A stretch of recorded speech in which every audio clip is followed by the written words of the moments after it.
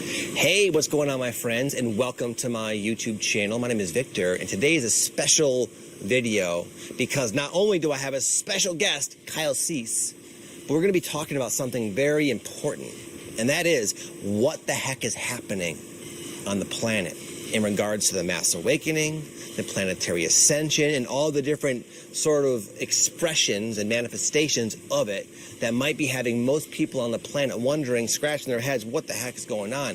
Is this world coming to an end? And of course, a lot of us who watch videos like this know that it's not coming to an end. There's a huge awakening happening. But as of the last couple of years, it's taken a major shift. And me and a good friend of mine, Kyle Cease, are going to be talking about that. So if you don't know who Kyle Cease is, he's a very well-known comedian, a best-selling author. He's worked with Eckhart Tolle, Jim Carrey, Deepak Chopra. He's a very well-known person in this spiritual space that has this extremely unique and brilliant way of blending comedy. He's hilarious. He was a very well-known stand-up comic for like decades with spirituality. So he's got this way about him of communicating amazingly well. He's done so many live shows, and he's able to communicate the spiritual information so well, and once in a while sprinkle in a joke that'll have you just bursting into laughter. So I ran across Kyle here in Sedona. It just sort of happened magically, and we become close friends very quickly. And he was so kind to come and spend some time with me and offer his magic, his wisdom here for you all on my channel. I'm very excited for you to meet him. He's got a lot to offer. I've already learned a ton from him in very life-changing ways. He's also just someone who's really living this life. He's a real authentic. He walks the walk in a way that is very inspiring to me. So without further ado, I'm going to shift here in a moment, and me and Kyle are going to be here, and you get to witness this amazing conversation we have about all the things I talk about. So in watching some of your recent content, Kyle, one of the words that keeps coming to me is expansion. Yes. It seems I was watching one of the videos you sent me where you were working with your coaching clients, and it seemed like a lot of people's questions and concerns were about, like, how do I trust? How do I expand? The old self is sort of like getting in the way and that kind of thing. You know, it's interesting. So first of all, just as a default, whether we want to or not, we are expansive beings, right? Whether we want to or not. And that's why if we don't choose to participate along with the expansion that's happening, for instance, if you stay in a job that doesn't call to your soul for longer and longer and longer, your soul is expanding while you're living in the smaller self, and you're creating a farther distance between the true you and the false you, right? And that's where most suffering is. So imagine if you're a Harvard senior, but you keep living at first grade, right? You're just sitting here as a first grader over and over and over again, and you've learned in life is be the best in first grade, get that 40 years at first grade, and then, retire, and then you've mastered life. Meanwhile, your soul is going, okay, now I'm a Harvard grad, now I'm blah, blah, blah, now I'm even farther, right? You're here as an expansive being. And part of our process of expansion requires surrendering things that are not in our soul's highest, not in our truth. Like really being okay with letting go of people that you might have been friends with for 30 years, but you realize that they don't align. It's not even judgment to them. It's not anything else, but there's an attachment that's trying to die for all of us, right? You have an attachment to people or jobs.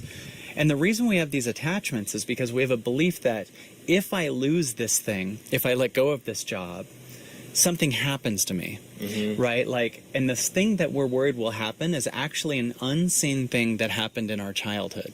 Right? So in other words, I got to figure out what to do so my parents don't divorce again. I got to do the right thing so I'm not abandoned. Yes. Right?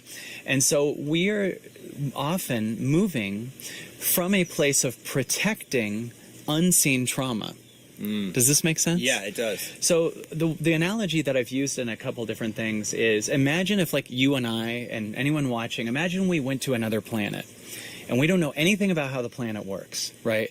And imagine you're raised by two 20-foot tall aliens.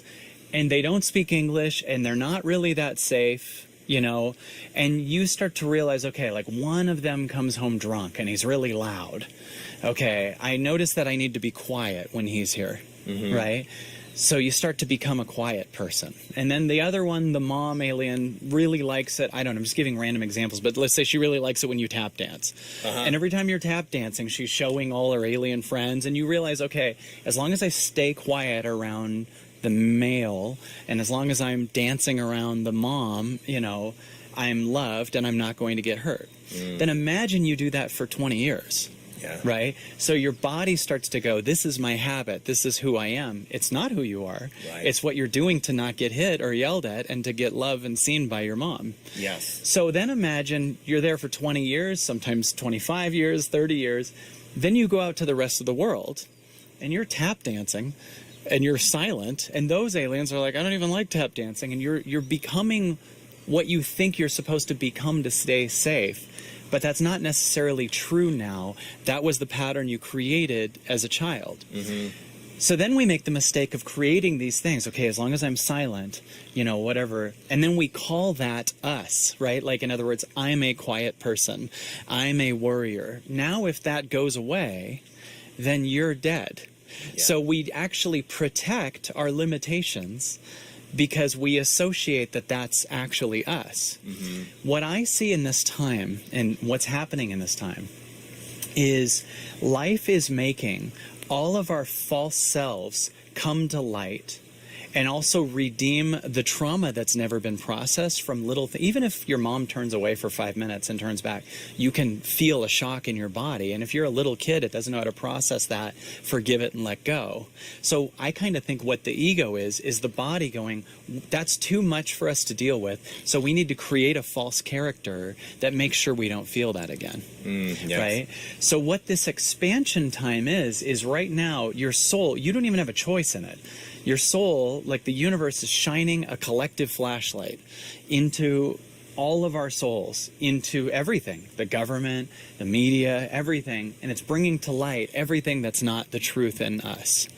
And it's not only bringing it up so we can shame and judge it and judge each other. In fact, those are also characters we created to stay safe. It's bringing it up so that it can leave. And when it leaves, you start to connect with the truer aspect of what you are.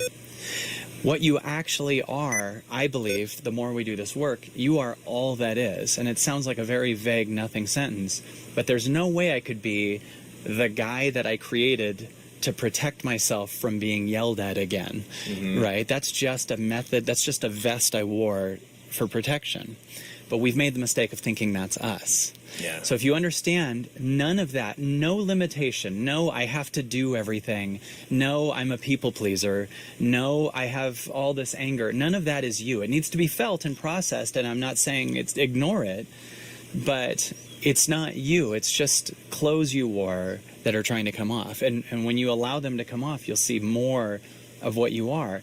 You'll start to see, I notice in my life, a ton of synchronicities. Like I bumped into you right when I was like open to meeting new friends. Like, you know, it's just life. And we're at a park with our kids, you know, like just us. Like it was like, not like we met at a giant thing. It's like, we're now working together. So for me and for you, hopefully, that's my mom. She passed away 5 years ago. I'm kidding. People are like, he thinks that's his mom. I believe very much that life is trying very hard to support us. Yes. Right? And we egoically try to run everything. So that's like your 5-year-old you trying to take care of the current you.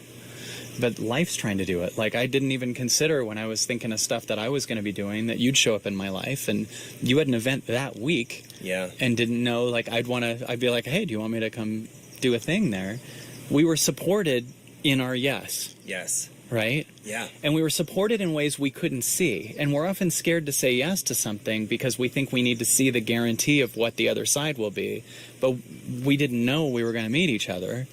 Right? Yes. So that wasn't included in my considering my yes. That's why you start to follow a feeling without the specifics. Yes. Right? That's kind of what I'm about, is saying yes to the thing based on feeling and not necessarily based on all the evidence of why I can see what I'll get from this thing. You know, a lot of people when they meditate, they're like, okay, why am I meditating? What will I get out of it? It's a very different meditation than if you just say yes to meditating with zero expectations. Yeah. Right? Because Yeah. way more can happen if you're not sitting there with conditions. Yeah. Right? And I Yeah. think that's how life works. I do too, and I think what's happening is that it's becoming more obvious to people. Like the tap dancing example. Like for a while, you may have been tap dancing truly like unaware that you're doing it just to please mom, even though Right. you're 35 years old or whatever. And now it's becoming, I think, more obvious. Like you realize this is why I'm doing this. Right. And it doesn't make any sense. But it's so habitual, it's so ingrained Yes. in my identity that the alternative is so scary. Right. Because the mind, as you kind of said, it likes sure things. But Right. the universe doesn't work that way. The universe works Right. like, I want to meet friends. Well, I feel like I want to go to the park with my daughter. That's what feels natural to me. That feels light. Right. Resonates. And then there's Victor, a Right. buddy I meet. And that's Yeah. how it works. But it's not easy to follow. But Yes. what I would always tell the people that watch me is like, if you just give it a chance, Right. if you just like, if you like give it an opportunity, the universe, God, or whatever, to like prove itself to you, then you see just how supported you are and just how almost effortless and joyful your forward expansion can be. Right. It's really interesting because people often say, one of the things I hear a lot is an instilled belief in a lot of my clients that comes from their childhood, which is a fear of failing. We all have different fears. I'm scared I'll be abandoned. I'm scared I'll be alone. I'm scared I'll fail. Failing's really interesting though, because we think like I need to stay on something that's a long linear timeline, right? Like I've been in this relationship for 30 years, and even though it doesn't call to my soul, I should keep staying in it, right? Yeah. And the belief is that if I let go of it, then I failed. But what you're not seeing is if we use how failing works in the school system, if you fail, you stay in it again. So what Yeah. if you're staying in something and thinking that I have to keep staying in it, otherwise I failed, but you're now going, wait, I've stayed in this relationship for 30 years, which means I've stayed in first grade for 30 years. Right. It's not me saying get out of a long-term relationship. If it calls to your soul, stay in it. But it's got to call to your soul in this minute, right? What you're saying yes to, I don't believe the universe works in time, like meaning like bringing in things to consider, like I've been here this long, or I've done something this long, or what it will even be like in the future. You just have now, and you have what you should do in this second based on what feels lighter, what feels more expansive. And usually that comes with no mental evidence of why you should. In fact, usually the mental evidence is to the thing that you're letting go of, or the old world, right? Like you could say, do I want to let go of this job? Well, I can mentally see they're going to give me a promotion later. Right. That's your mind making sense out of why you're ignoring your heart, Yes. right? Your mind is literally going, if you're not listening to your body, I need to kick in and like come up with a reason for it. Everything I've ever done that truly is a soulful calling, I've never explained to anybody. Do you know what I mean by that? Yeah. Like I've never been like my daughter, who's got a birthday coming up. I've never been like, well, she's a good daughter and she gets good medical, so I'll keep being her father. Right? Like, wouldn't that be weird? Like, yeah. Or, this job, I don't, have any explanation of it or apologize for it. But we all know what it's like to be like, that relationship sucks, but they took me to a nice dinner once. I hate this job, but I will get a promotion. When you start to bring in justification, that's actually the false egoic self stopping you from following your highest. And if you listen to that, you will be more in your head because it's giving you the tangible reasons to stay. But if you listen to the calling, you leave the tangible reasons and you move into a world, honestly, that is so synchronistic and open and possible, and it doesn't work on the same linear timeline. An analogy I've used before, I've actually heard other speakers in different ways kind of use this, but an elevator is just going up, and sometimes an elevator passes a floor, and if you're looking down that floor, you're like, oh, that's the answer to my life. But if you get off, then you're off the elevator, and it's trying really hard to pick us up. And sometimes it just needs us to do something that's a little different than we're used to. Like if you've been really clingy, let go for a while. Or if you've been very avoidant, like move in. Or if, it just wants you to learn every aspect of life. It wants you to learn love. It wants you to learn to love the patterns in your body you usually don't love, right? Like, I have people say words out loud like, you know, they'll be like, well, I feel really angry. And I have them say to the energy in their body, you're allowed to be angry in my body. They'll be like, I feel I'll feel like a bad person. I'll tell them to say, you're allowed to be a bad person in my body. That's not aiming for them to be a bad person. What that is saying, I love you to every aspect of myself, even if, you know, even if you're bad, even if you're, and then that actually stops it from being that because it sees that it's loved. And we're here to learn love. I love you if you procrastinate. I love you if you're lonely. I love you. You're allowed to be these things in my body.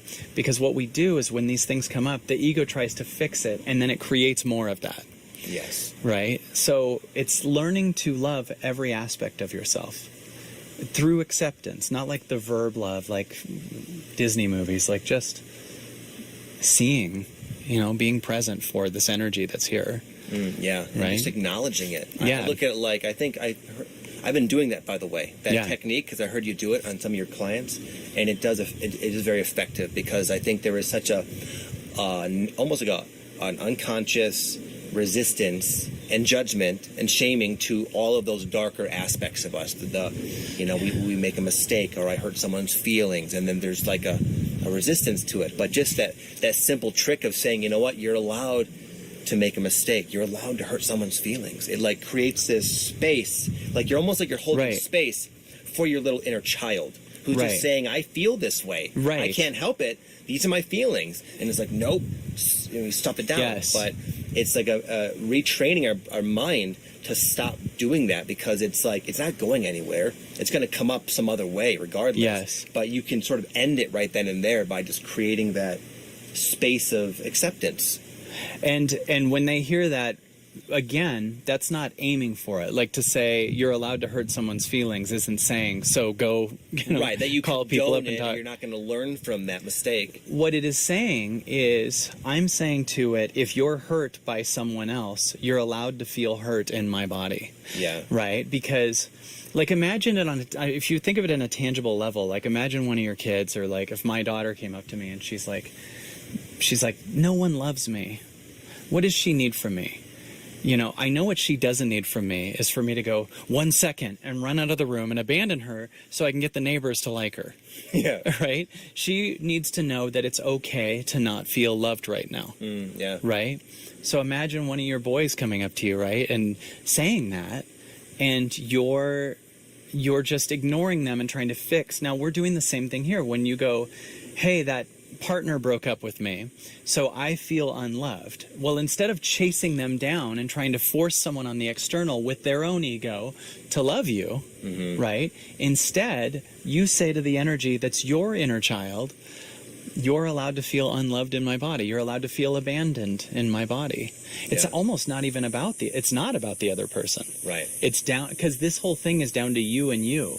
It's kind of like, I always think of this as blackjack. In blackjack, it's just you versus the dealer, even if there's 7 people on the table, right? So even though you think this is about you and your partner and winning, or you in a political argument with someone else, or trying to make a point or whatever, we're just here. This is just between you and God, right? This is about you connecting with your expansion. So even if someone seems like they screwed you over, what am I here to learn from my expansion? Not how do I get them back or prove to them or whatever.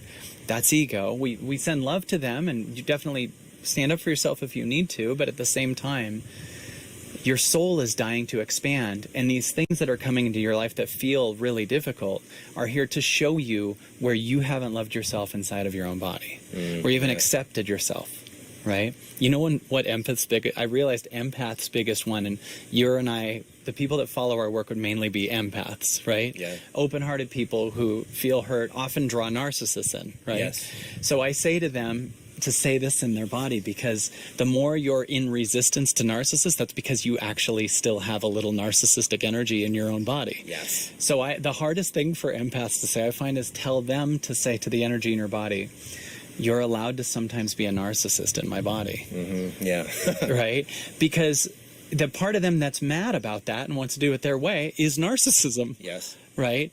So at the same time, you becoming an open-hearted energy for everything in your body.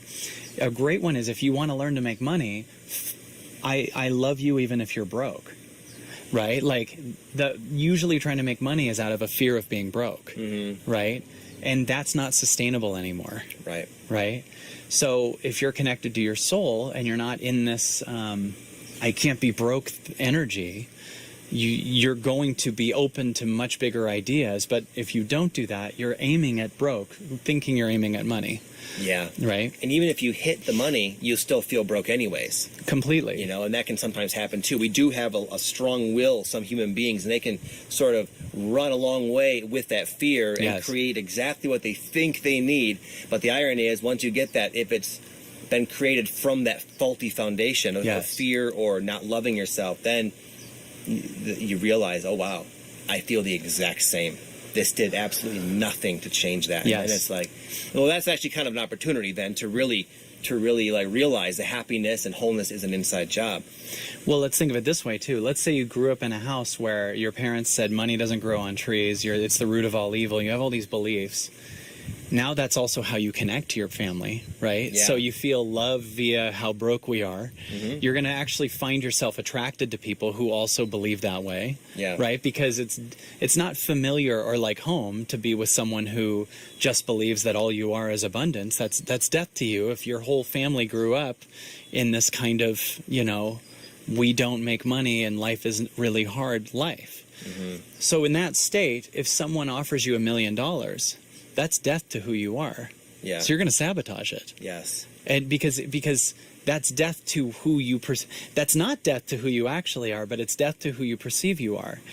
And what's trying to die is who we perceive we are based on our family unit, and have that go for the truth of what we are, which is just this infinite now that's so incredible. And to get there, one of the things the universe had to do is create the pandemic. Like it goes, I need to break all your patterns. Like you're too used to being on planes and going to restaurants, and you need time out and you need to be away, and you have an abundant enough job that you're not looking at your soul, and you have all these things. So I feel like 2020 was the greatest pattern break for all of us. It's like, I'm going to stop you from being where you were headed because you were trying to be number one in the third density world. But I want to kill all that and have you really question things. And that's why the last 2.5 years, we've been saying goodbye to things that we thought were going to be with us forever. We've been letting go of things. I release and cry out stuff like every 2 or 3 days, know, all the time. And it's okay. Like you're just this evolving being, and life is trying to get you to cry out. What you're crying out is the idea of who you were in that childhood. Yes. Yeah. I feel like the pandemic was a blessing. I also feel like a lot of the way the world was working was just so fast. And like you said, all of us have created these lives as quiet tap dancers, meaning very inauthentic self-expressions founded upon the traumas of our childhood.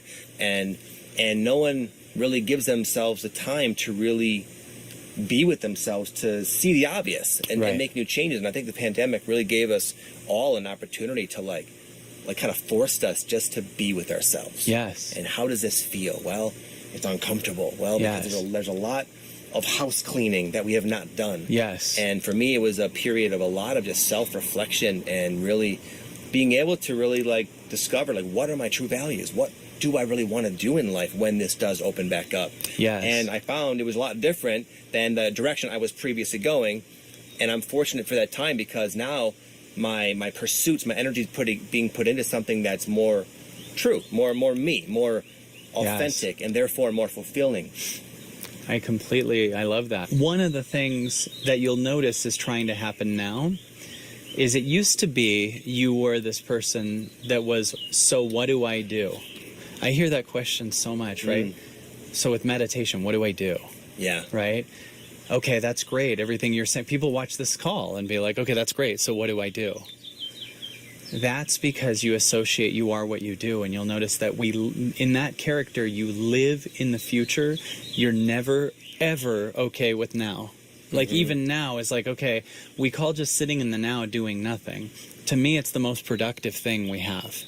Like when I'm doing nothing, I told you this the other night, but when I'm sitting in a chair in a hammock outside for 2 hours a night without my phone, it is the most productive thing. Because if I'm not egoically in the doing, then it's almost like the universe goes, okay, I'm going to pull this up. I'm going to make this cry out. I'm going to get you here. I'm going to give you this insane idea for a new book. I'm going to, you know, heal something. I'm going to help you forgive someone. That's all being done. It's productive. Right. Time well spent. Yeah. And this is beyond what the self that we think does stuff does. Do you get what I'm saying? So when we're like, what do I do? Who's that I? Because there is no you. Like, right? The more you do this, even on the higher versions of this, people are like, I'm a creative being. Well, when you go even higher than this, you start to realize something's creating through me. I don't even have to do the creating. Yeah. You get what I'm saying? Like this idea that I'm now a creator. There's like an egoic construct that's trying to run the creating, when the truth is you have no ability to not have creating happen through you. And when we try to orchestrate it and block it, we notice that we have a ton of negative thoughts. That's the ego creating. And so you have you're still spitting out creation every second. It's just negative. Worrying is creating, right? Yep. Complaining is creating. You literally have to be one way or another. You're in the negative or in the positive. The more you're in the now, the more you allow and realize I'm not a creator. It creates through me.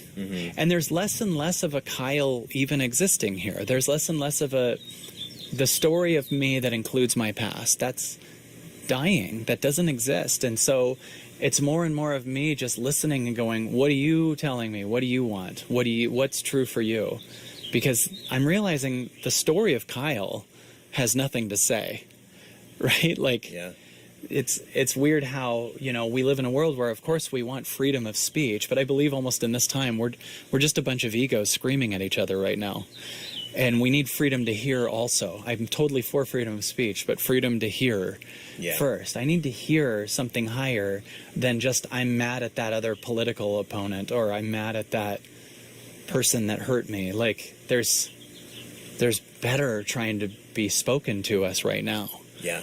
You know, and we're in this small self talking about how we're mad at a restaurant or something. You know, it's like crazy. Yeah, and that's why I like what you said about like you know, I was impressed when you told me that you're able to just sit still for a couple hours every night, and it's something I'm working up to, but I also know why you do it, because I'll sit still for about 20 minutes a day. That's like where I'm at currently. But as I sit still, it's almost like the next steps that are actually in harmony with not only what's best for me, but also the whole, are very clear. Yes. So even though I'm taking time out and not doing anything, when it is time to do something, I get much more of a bang for my buck. Right. It's much more productive, much more inspired, right. And again, much more in alignment. And that kind of going through life with that energy, then it can build upon itself. Yes. And we don't know how it's going to do that exactly, but maybe that's the fun. That's kind of the mystery that we're all kind of getting used to, that we can not only work a lot less, but it's like we get to enjoy a life of more variety, more spice, more magic, more synchronicity, just like us running into each other. That's the kind of thing we're exchanging for this illusion of control. Yes. And the universe, I feel like, is trying to really like make it almost more painful to hold on to that control. It's heavier. That's exactly right. That's exactly right. Like you said, like it's becoming, I don't know if you said it this way, but this was kind of where I was going to join you in that, is that it's becoming impossible to keep that egoic grab. Yes. Right. And that, like, it's too overwhelming. You can't, you know, control what people think about you. You can't control if someone wants to leave. You can't control what your money situation is, what the government's doing, what's happening.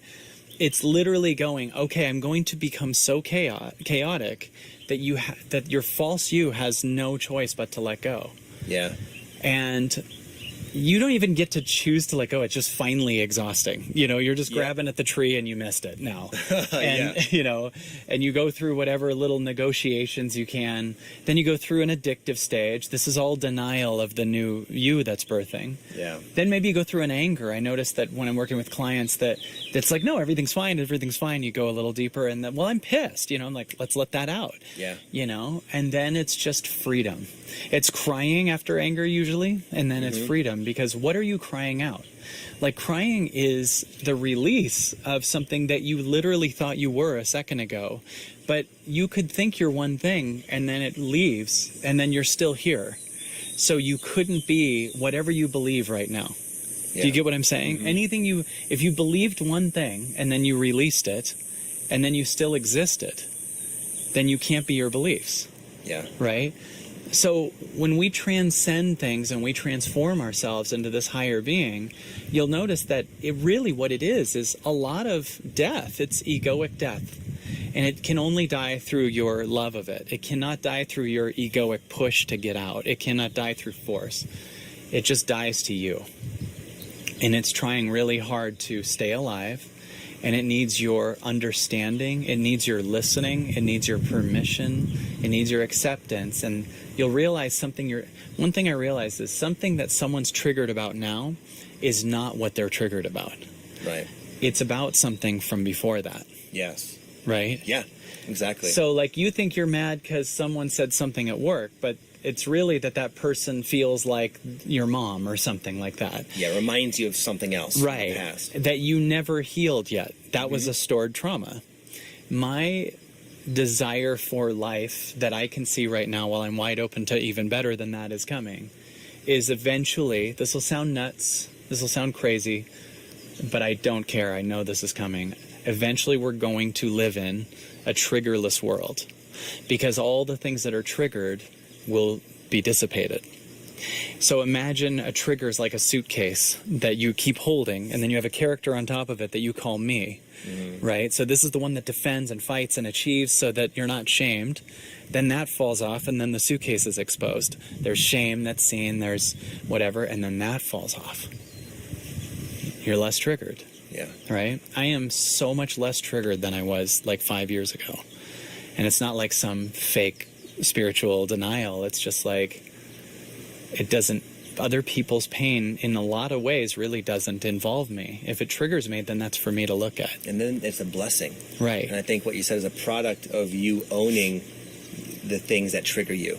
And not, Yes. like you said, not getting caught up in the story or this person did this and that. It's like, oh, regardless, even if it's, maybe I'm justified of being resentful because someone really screws me over. Right. If I feel really worked up, I still know a lot of that's still my own energy, my own something within myself. And if I can use that as an opportunity to look at myself, why do I feel this way? Why can't I accept this? Yes. Then it's like, then you get to remove a suitcase, as you said. And like Yes. you said, the more you just own it, the less the universe needs to trigger you because you're becoming more of a conscious person. Not only that, but I'll tell you something. I don't know if the audience will be excited for us to go this far and this deep, but I'll tell you something that I believe. I've noticed a very obvious parallel, at least in my life, that when the trigger that I'm feeling or that I watch a client release or that I release happens, the thing that was triggering it dissolves too. Yeah. So I watched I had a client once who was a woman who was talking to me about her mom had not spoken to her for like 10 years and she was so mad about it and everything. We worked through it. What's it bringing up for you? Or, she was realizing I feel abandoned. So it left the blame to mom. She started being there for the abandoned. So she said to it, you're allowed to be abandoned in my body. She cried it out. She cried out all these other things. She started releasing all kinds of stuff and getting very here. She got to a place where it's okay that her mom didn't call her, and her mom called her. During my session. Really? Yes. Oh, perfect. So it was like this woman hadn't called her in years. Now she's looking at, I have this wall up against saying that shouldn't be the case. That's ego. The ego's saying the thing that's happening shouldn't be happening. Yeah. Right? And it is happening. And so what we don't get is like your acceptance of it is going to both take your resistance out, but it very often changes the external to match that. Yeah. If you're fine with being broke all the way, not in a denial spiritual thing, you get to a place where I need to make money because I'm scared of being broke. And you're allowed to be broke in my body. You're allowed to be homeless in my body. You're allowed to be alone in my body. Then you're fine. You can just feel the frequency change right here. You're now open to bigger things. Next thing you know, you are a higher receiver of abundance because you're not full still of the energy that's scared to be broke. Yeah. So I think not only when you cry that out does that thing heal in you, but I have seen a very obvious parallel to you finally forgive someone inside, you don't even call them, and they'll call you and apologize. You know, you finally get over needing the specific thing to happen some egoic way, and all of a sudden it happens. You're really, truly surrendered that you get that the universe is doing this, not you. The universe knows everything that it's doing. Everything that you think shouldn't be happening, that's your war, right? So when you get to a place where you're just like, okay, this is supposed to be happening. Like Byron Katie says, it's supposed to happen because it is. Yeah. You know, that's our freedom, you know, and we grew up in a lower consciousness that didn't know any of that. So our parents and our grandparents put suitcases on us, Yeah. you know, but we're in a time now where it's not as easy to do. It's chaotic because all the suitcases are coming out, but, you know, there used to be this time where, you know, in the 50s, it's just like this perfect, oh, honey, I'm home, and it's perfect. But there was terror going on inside those houses with this perfect image. Now the only difference between now and then is we now see it. Yes. Right? So now we see it. And the seeing it helps us get to a place of understanding, accepting, healing, releasing. Yeah. New world birth through you. Yeah. Yeah, Right? and it's a blessing. It reminds me of the event we just did. What came up for me, as I told the audience, and you know, it was my first like bigger event. With 90 congratulations. people. Thank you. It was great. Thank you. And what came up was the realization that I need everyone to be happy with it. And with 90 people, it's impossible. Right. No matter what I would do, there's going to be a couple of people that complain, you know, about the food or this or that, or I wanted more of this. And it was like the first half of the retreat was so chaotic because there was that part of me still trying to, you know, please everybody. Yes. But it was just overwhelming. It was chaotic. And one could look at that as, oh, wow, that's Victor's having a rough time with his event. But it was a blessing because it was just too much. I eventually just had to say, you know what? And just sort of accept that I can't please everybody and just let that be a reality. And then once I let it go, once I accepted that, everybody had a fantastic time. Well, it worked that way, just as you said. And if that wall is in you, what would the universe have to do? Right. It would have to send in people who are complaining. Yep. You know what I'm saying? And that's like, what it did, yeah. And I just say that for everyone. Like, if you're like, I keep wanting this thing to not happen, the universe is like, okay, the way we handle it is I send in the thing they don't want to have happen to knock against their decision of how everything should be. Because they won't grow. Just so we know, we wouldn't grow if everyone 100% liked it. Right. Do you know what I'm saying? Yeah. In fact, I can't think of a real world changer that wasn't violently hated by half the planet. Right. Right? Like when you think of Lincoln or MLK or, you know, whatever. Right. Stop what they were doing because, oh, you know what? I'm upsetting a couple of people. It's ridiculous. Yeah. And so, but if that's an inner trigger, this can't happen, right? Then life goes, okay, that resistance needs to be met. We're going to hammer at it. We've hit a metal wall. Yeah. So send in as many people as we can or whatever. And, you know, I know that feeling, and I've had that many times in my life too. And you start to feel this the universe by the way, the more you get hyper attuned to that too, as you know, the universe gets better at like going, okay, he thinks he's out of it, but this will trigger him. Yeah. Like this would be the worst for him, so he can grow, so he can let go of that. Because who would he be if that was healed and okay? Who would he be if that was allowed? Yeah. How much more could I work through him? Right. Or her, if you're watching, and a female, if that was all allowed, right? How much more would you be if it was, and how much crazier and better would the events become if you were, because it would be such an authentic expression of you versus what you think they want. Yep. Right? Yeah. And that's as we keep getting better, we're here to express ourselves and let the audience be a byproduct of it. You know, like there's no apple tree going, what if people don't like apples? Or, you know, like they're just making this. They're not even thinking how many numbers do I sell, or, you know, really I'm a pear tree, I think. I want to be more like that. They just make apples. That's their only job.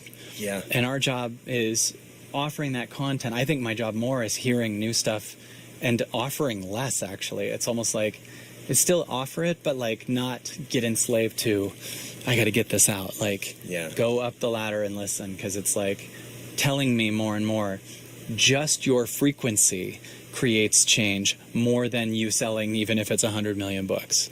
Right. You know? Yeah. So because it's telling me I could be alone in a house doing nothing if my frequency is even higher, and affect more of the planet than if I stay here in a doer vibration and sell 10 million, 100 million books, you know, get 10 billion views. Right. It goes, just so you know, your frequency is more important than your numbers. Yeah. You know? Yeah. So that's the big lesson too.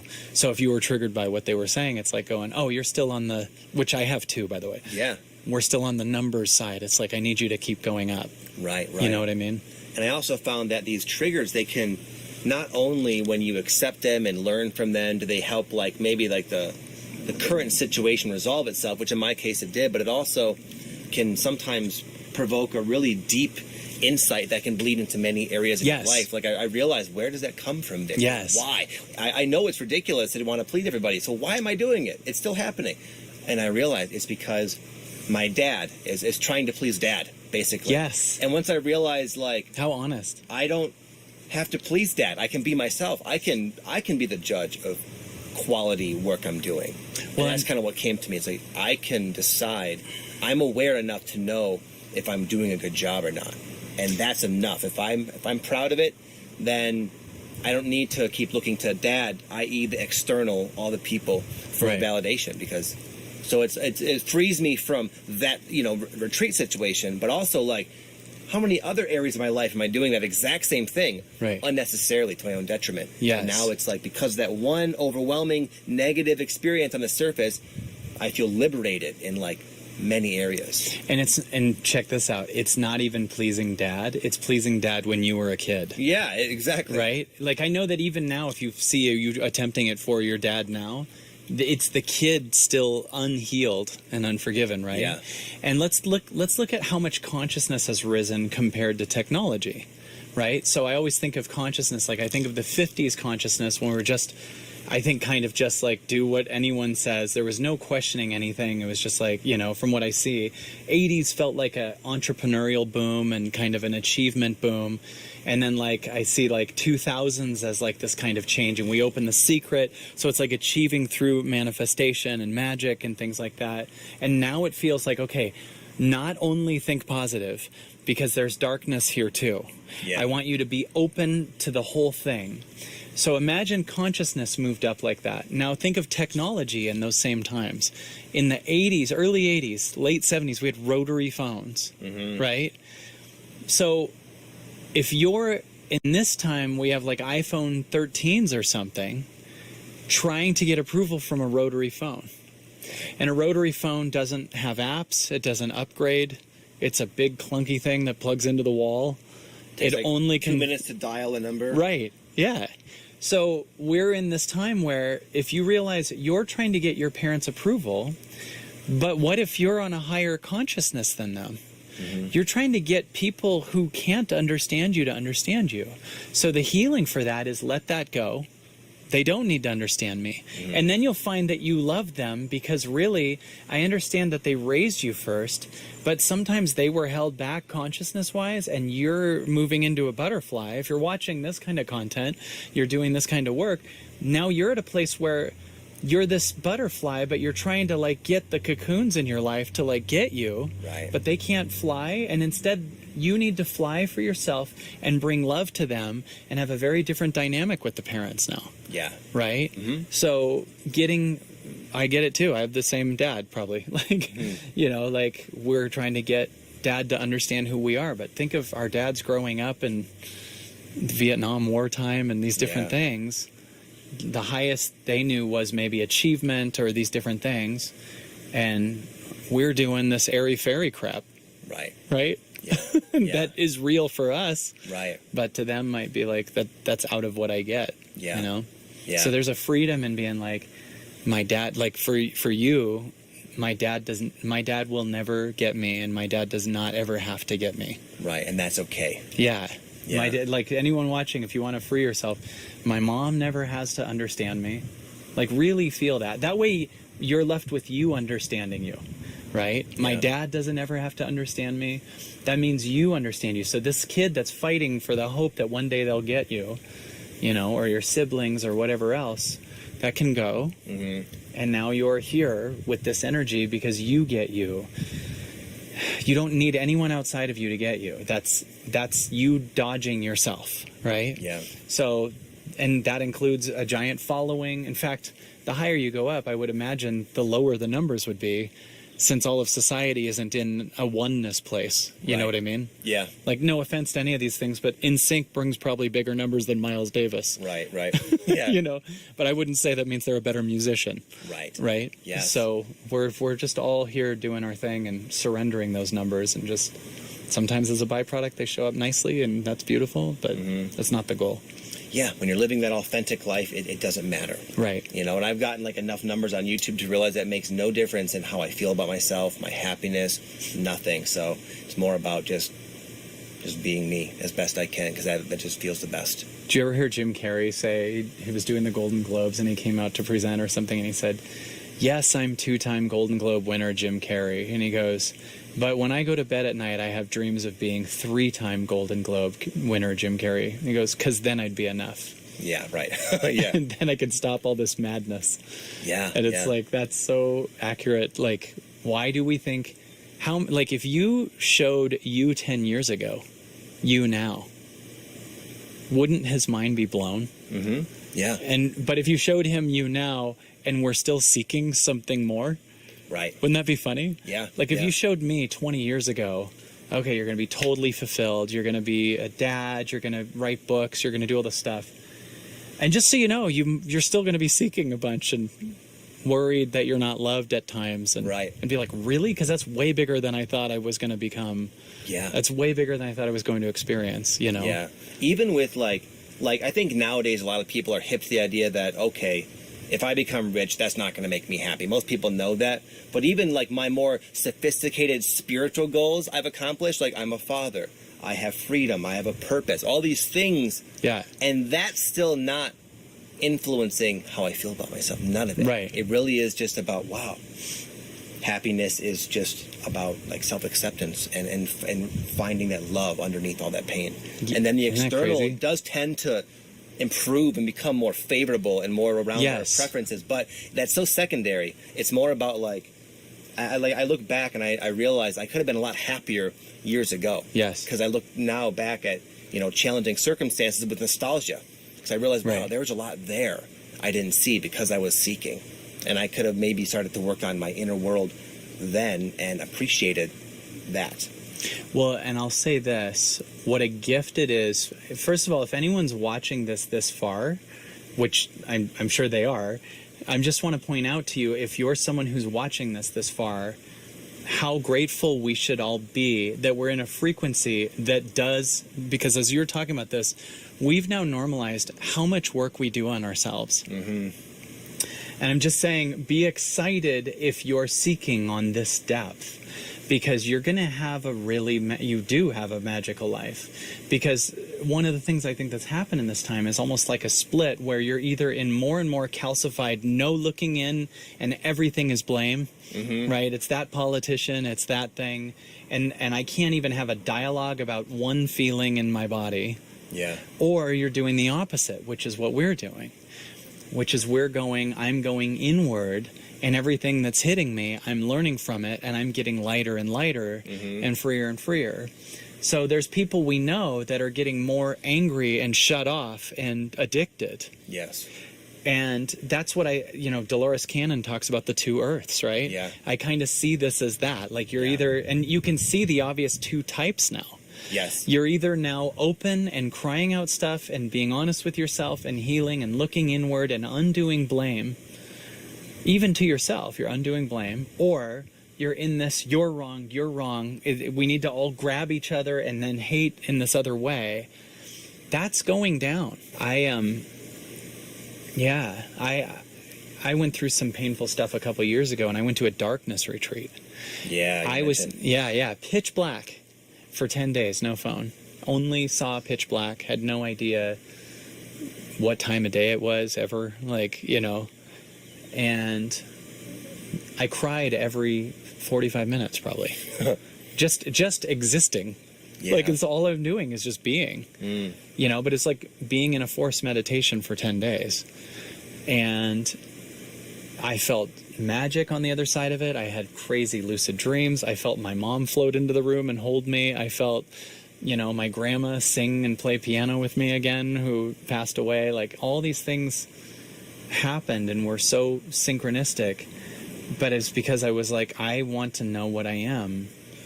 And I realized that's my intention on this planet with everything I do. It's not to, people say my biggest goal is to affect as many people as possible. That's nice. But, if you're a personal trainer, you have to also be fit, right?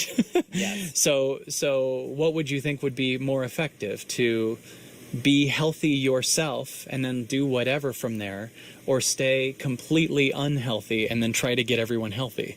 Yeah. Right? So our number one goal in the hierarchy is to find who we are. So my number one intention is to know what I truly am. And everything that seems positive and negative is moving me towards that.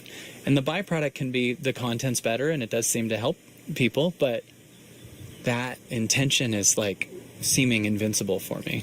Yeah, and I think the former intention you mentioned is also, and for me anyway, I discovered it's still from like an insecurity. I want to reach as many people as possible, so I finally feel like I'm enough. Right. Down to, I was watching a podcast with Eminem and Mike Tyson. Whether you like them or hate them, they became world famous superstars, and they were both talking about that. Right. That, like, need to be number one.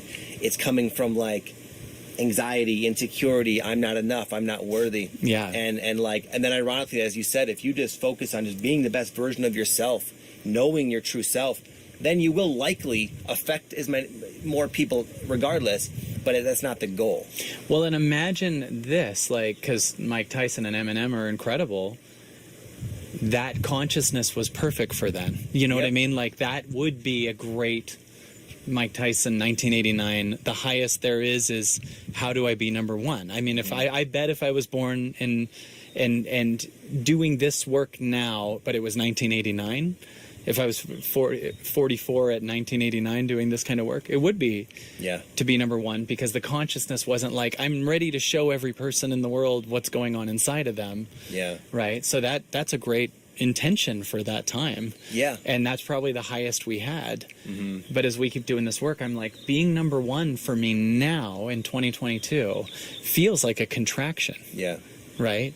An analogy I've thought of before is like, if you go into a room and I have just a flashlight and we're like, think positive, so we're shining the flashlight only on the positive stuff, that's really cool. But what happens if God turns on the whole room and you see a dead body here with a bunch of rats? Right. And you're going, okay, I'm just going to look here. It's like, we see everything, but right now let's focus on the body. Yeah. Right? So now what the universe is doing is showing you all the rats. And it's like, turn the lights on. Yeah. So then you don't even have to be the doer anymore. It's going, we're going to heal this. I think 10 years from now is going to be amazing because all the bodies are cleaning out, you know? Yeah. So it's fun. Right on. Yeah. I feel like me and Kyle could just talk for hours, but he's got his daughter's birthday is later today, so I thank you so much for coming on. Thank you, and brother. sharing your energy with this on a big day for you. So Kyle, where can people find you? Well, I have a YouTube channel too that is Kyle Cease, and then we have my website, kylecease.com.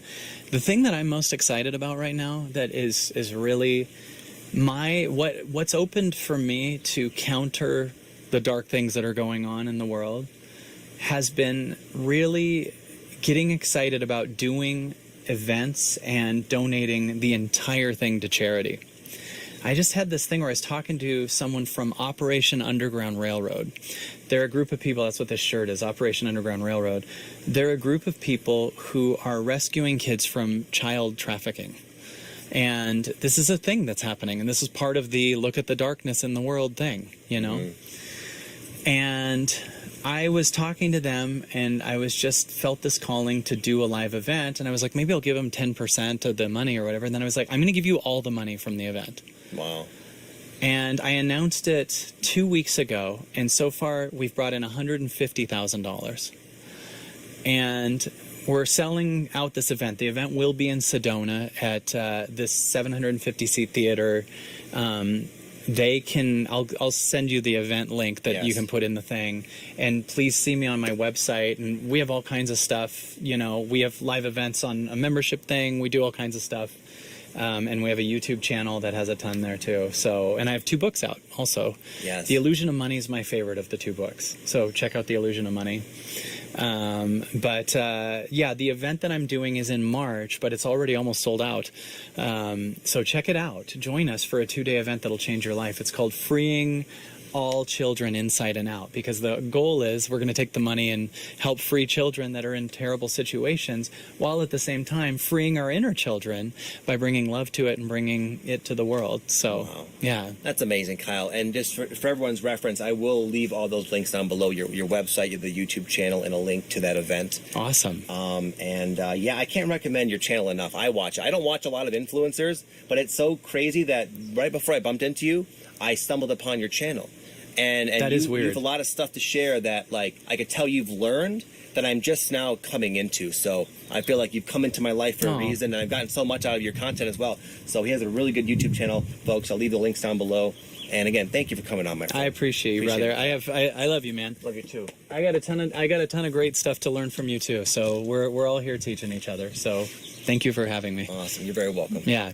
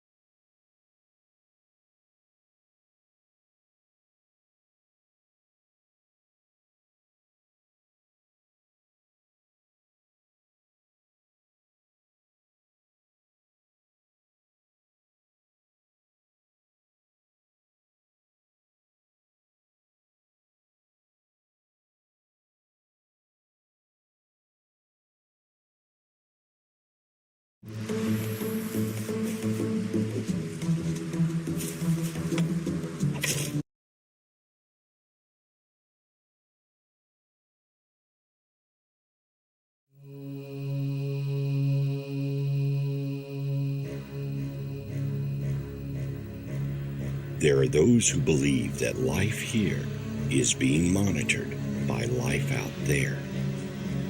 And there are those here that know it is true.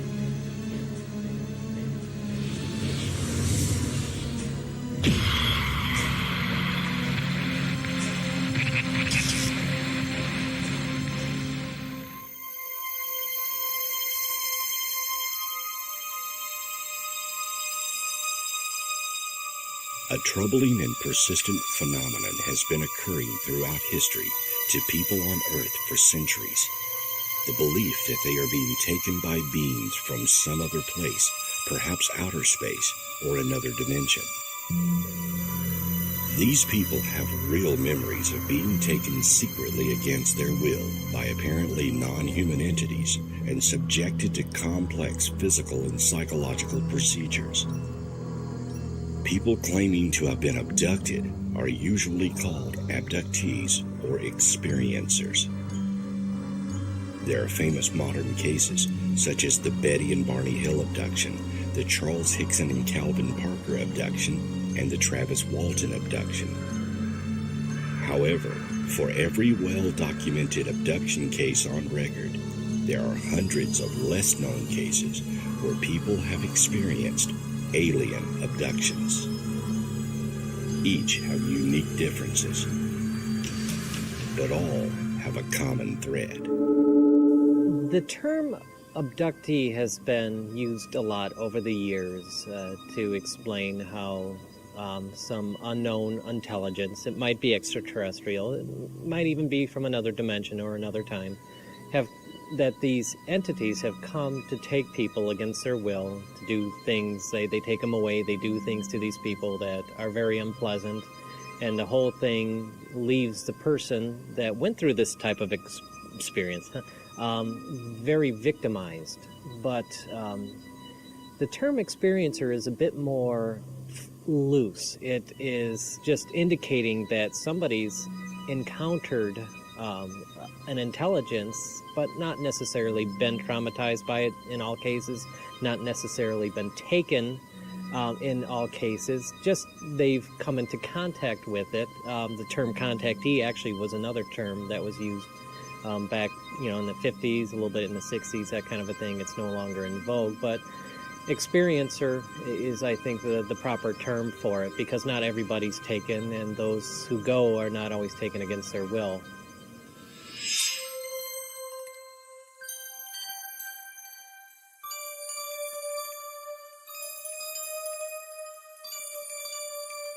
The study of the alien abduction phenomenon often begins with a UFO sighting.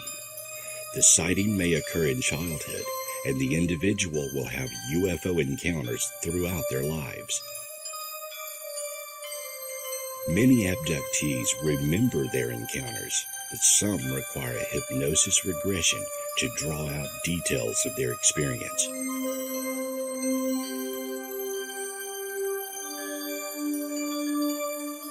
Often they do not realize that an early childhood encounter has led to a lifetime of alien experiences. And my whole family were going to bed 11 o'clock, and I looked out the window of my bedroom, and I saw this green shimmering light in the sky, and billowing clouds, a small point in the sky, maybe 500, tops 1,000 feet in the air. So it was well within our atmosphere. And the smoke was billowing out, and green shimmering lights behind it. I called to my mother. The sky is green. And she comes in and she looks, sure enough, the sky was green. And pretty soon my whole family, my parents, my sister, and myself were out on the front lawn. So it was summer, because we were still in our pajamas and house coat. Father didn't know what it was. My mother said, "It's the second coming." Very religious woman, and she thought it was the second coming, because none of us had any clue as to what it was. But it was a huge craft, perfectly silent, huge round lights of various colors, none of which were FAA standard, and just sat there. And then we looked off to the left, and here's a little funnel cloud of smoke coming down. The room was lit up completely, but my eyes were closed. I knew somehow not to open my eyes. There was something telling me, don't open your eyes, because you won't like what you're going to see. Eventually, I did open my eyes, because I could hear noise in the room. There was like scuffling on the floor. I opened my eyes. There were 3 small grey beings with big black eyes, big heads, and very skinny, spindly limbs. They pulled me up out of the bed, and then with one behind me and one each side of me holding my elbows, walked me towards the window. And I'm thinking, well, the windows are closed, guys, so you better open them before we go any further. So there was this rationality and irrationality going on at the same time. And it was later, my sister just didn't pay any more attention after that. And under hypnosis, it was revealed that this little tornado of smoke that came down had a smaller craft in it. And small gray beings came out of that craft, took me, and then took her. She remembers them taking me and then taking her to be examined. She doesn't know what happened with me, but she knows what happened with her. And then returned us. And when we don't know if our parents were taken or not, because when she was returned, I was back on the lawn, and so were my parents. We were all just looking up, like we were frozen in time. Okay. And as we approached the window, I closed my eyes. And as I did, I felt this stickiness. It was a stickiness and a feeling of something being pulled very slowly across my face. It wasn't painful, it was just very, very weird. I opened my eyes because I felt cold, I felt wind on my face, and I was aware that I was now floating outside of the window, 3 stories up, looking down at the car park with a very bright light above my head. I couldn't really see what was above my head. I was just aware of this very bright light. One little grey on each elbow. I was aware of them, and we floated up into the craft. And then I can only assume this is the missing time phenomenon. Okay, so when we were all back in place, we were switched back on, so to speak, and the craft had departed. All it was left was that smoke.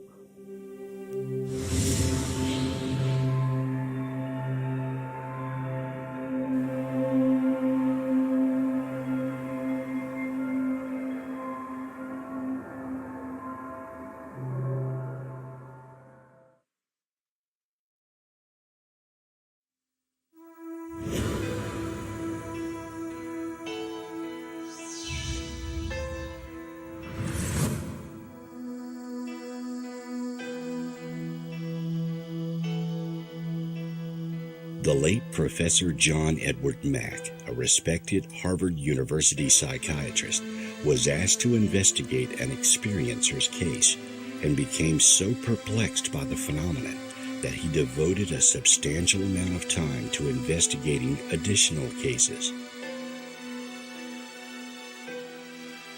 His desire was to understand objectively what was going on. Professor Mack eventually concluded that the only phenomenon in psychiatry that adequately explained the patient's symptoms in several of the most compelling cases was post-traumatic stress disorder. This would imply that the patient genuinely believed that the remembered frightening incident had really occurred.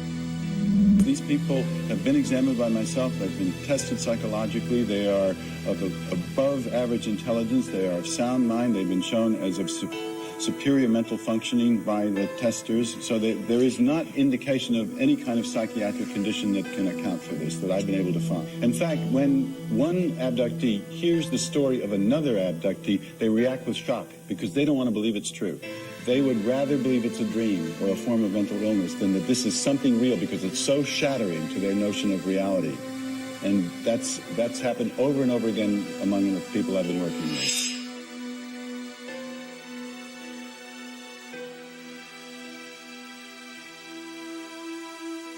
Alien abductions can occur at any time throughout an individual's life. They are rarely a one-time event.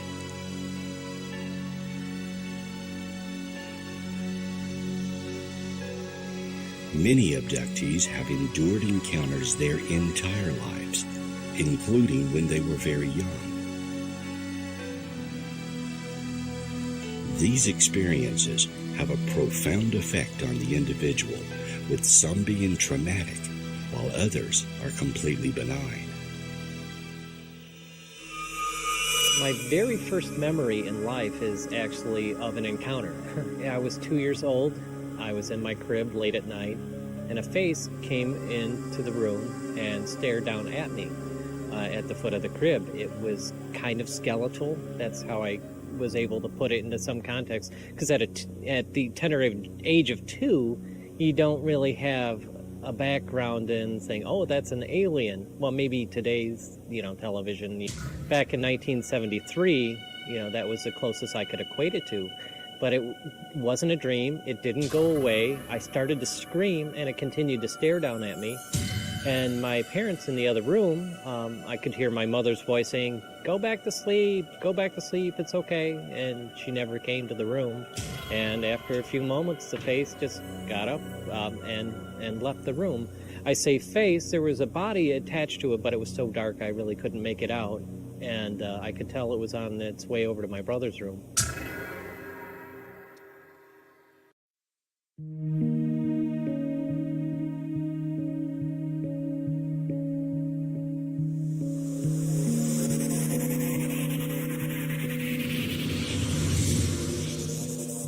The origins of these beings are sometimes disputed by alien experiencers. The most common and accepted theory is that aliens are from outer space and are traveling here from some distant planet. They are here to observe humans, and abductions are situations whereby the extraterrestrials are conducting medical examinations to better understand our species. However, a recent and more complex theory involves the aliens using an interdimensional corridor to reach Earth, and many may not even be from our universe at all. We're watching as the sky seemed to be giving birth to this huge craft. The lights were there, and it just kind of came through a vortex, and that's why I believe that extraterrestrials come from other planets and or other dimensions through a vortex. They instead of going from point A to point B, they fold time and leave their space-time and arrive at ours instantaneously. Not only are the origins of extraterrestrials a mystery, their motivations are also a subject of much conjecture. Clearly, they are interested in our bodies, as most abductees describe procedures that appear to be medical in nature and focus on our genetic makeup. Yet they also appear to be concerned with our psychological makeup and our attitudes toward the environment, society, and even our spiritual development. Often the extraterrestrials will intervene and direct an experiencer's life in a direction they prefer, rather than allowing nature to take its course. The teen years were definitely the height of what had happened to me, but in my early 20s, there were still a lot of things going on in my life. At that age, in my early 20s, they became very interested in things like whom I was dating, that kind of a thing. In fact, they had, it seems, very intentionally scared away a woman that they thought wasn't right for me. She and I were out in a fairly secluded part of some woods and doing some stargazing, and suddenly we were both paralyzed, and they approached us, three little gray guys, and they started very harshly inspecting her, not touching her, just very, staring at her very fiercely, and they were like, "No, she's no good, not this one, no." And then they left, and the paralysis broke, and we hightailed it back to the car, and she broke up with me immediately after. Although I hadn't told her yet, because we'd only been dating a couple months, about my experiences, it seemed like she understood that what had just happened to us had everything to do with me, and she was right in that respect.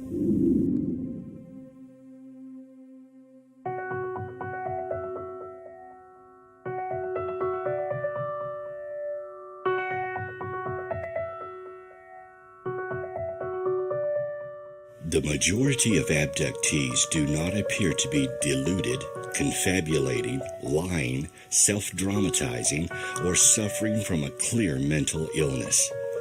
While psychopathology is indicated in some isolated alien abduction cases, assessment by both clinical examination and standardized tests has shown that, as a group, abduction experiencers are no different from the general population. Psychologists have argued that abductees' mental health is no better or worse than the average individual. The abduction phenomenon has been going on for a very long time, perhaps even in antiquity. Cave paintings made by our ancestors are strikingly similar to modern-day descriptions of aliens. History is replete with mystical tales that sound very much like alien abductions or extraterrestrial encounters. Such tales are often found in our holy texts. For example, the Bible contains many stories that could be interpreted as alien encounters.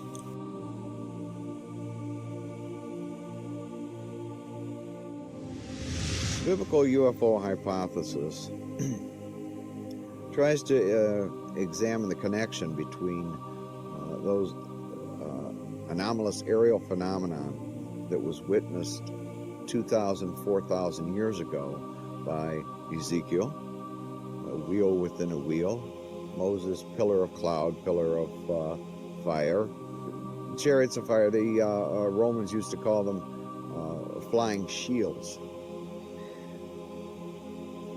And because they looked like the shields that they went off into battle with in the sky. And so my theory, and it wasn't my original theory, actually.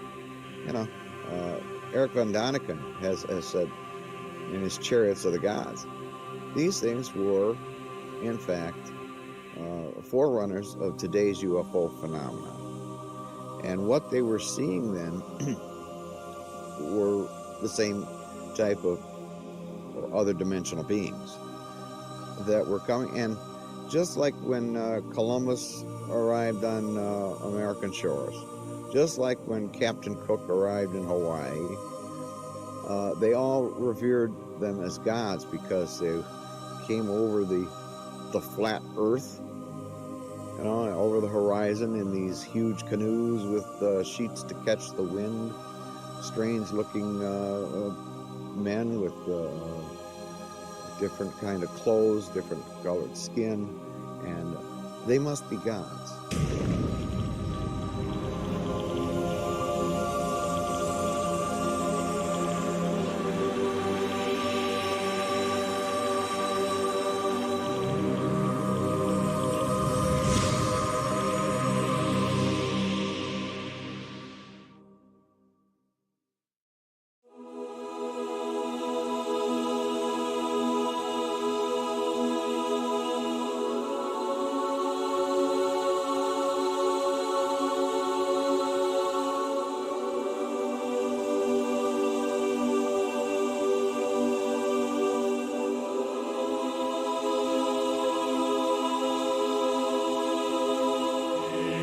The Bible is not the only holy text that contains references to aliens. The Hindu Mahabharata describes weapons reminiscent of guided rockets, beam weapons, and nuclear devices being used in an ancient war between alien races. Technologies that, from their description, could only be advanced propulsion systems as well.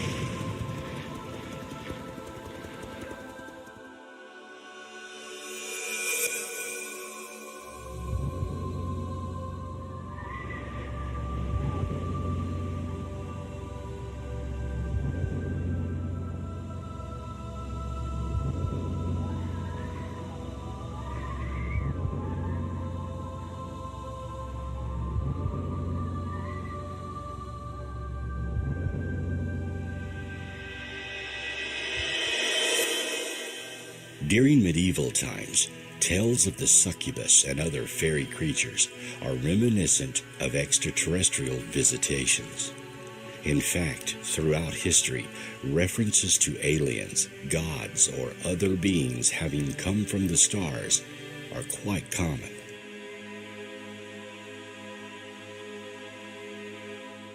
Many researchers today are beginning to piece together a theory that we ourselves may be the product of alien intervention. Humans could be a hybrid created by the extraterrestrials and left here on Earth to be monitored in some long-term experiment.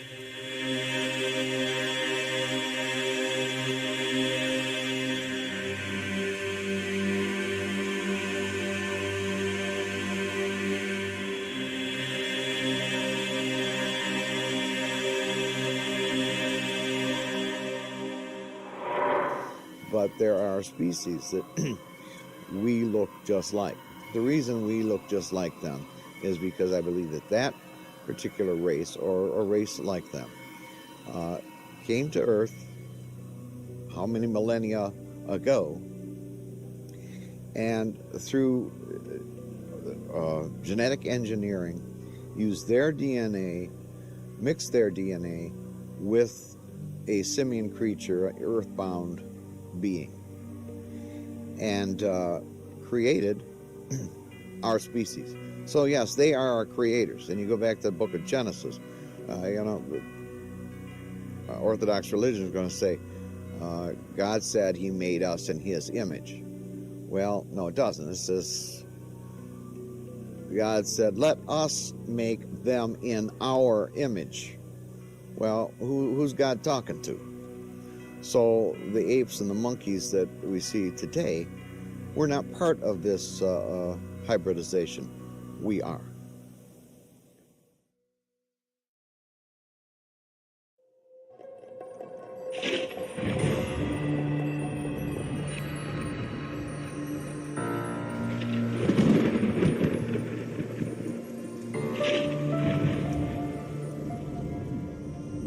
Alien abductions are often benign. Some even report them to be enjoyable. However, a large number of experiencers tell tragic tales of being taken. Harsh medical examinations, invasive physical and psychological procedures, as well as sinister techniques used by the extraterrestrials. When I was 7, I woke up and saw a big black hole hanging above my head in the bed. And out of that, metallic cable came out through the portal that was above my head and started kicking off electricity and just whipping around above my head. And as it did that, I felt a high vibration running, pulsing through me. And it was very heavy. It almost felt like I could just explode.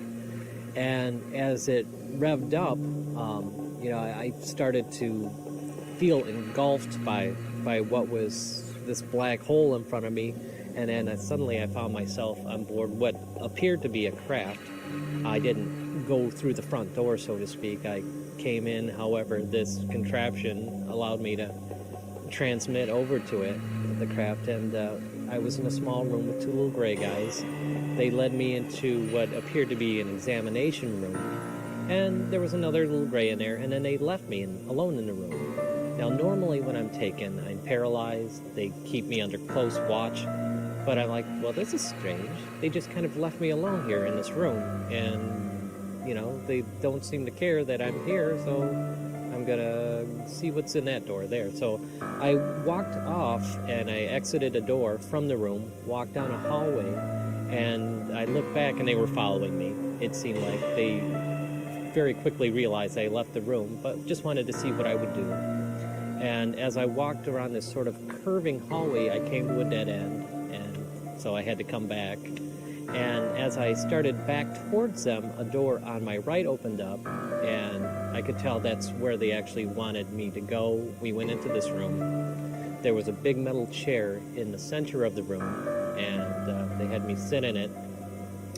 And the little gray guys that were following me around, they were about 3 foot tall, kind of a charred gray, and they ushered me into a room where there was a slightly taller being that looked a lot like them, but had lighter skin. He was about 5 feet tall, and had a very doctorly type of feel to him.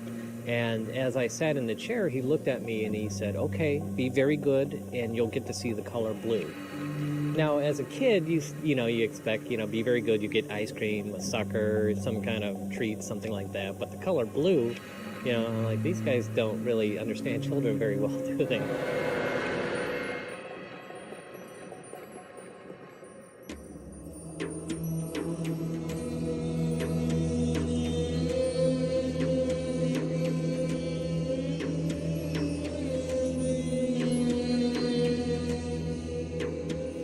Simply being taken against your will is frightening enough. But what if our own government is aware of abductions and are powerless to prevent it? Or even more frightening is the theory that they are in league with the aliens and have signed treaties to allow humans to be taken and used as the aliens see fit. If the government is aware of the abduction phenomenon, would it matter to an abductee? I believe that the government knows so much more about this phenomena than they're letting on, that even finding out the tip of the iceberg of what they know is going to put people in shock. But as I'm actively involved in the local MUFON chapter in Michigan, we get currently about 200 sightings a year just in Michigan. And that is enough to fill your plate several times over with UFO cases. So to me, it's almost at a point where I don't care what the government knows and what they're hiding. I've got an embarrassment of riches here with the number of UFO cases coming into our local chapter. You know, I don't need them to try to hide anything, because it's all, you know, just flowing freely now. People are talking about what's happening to them openly.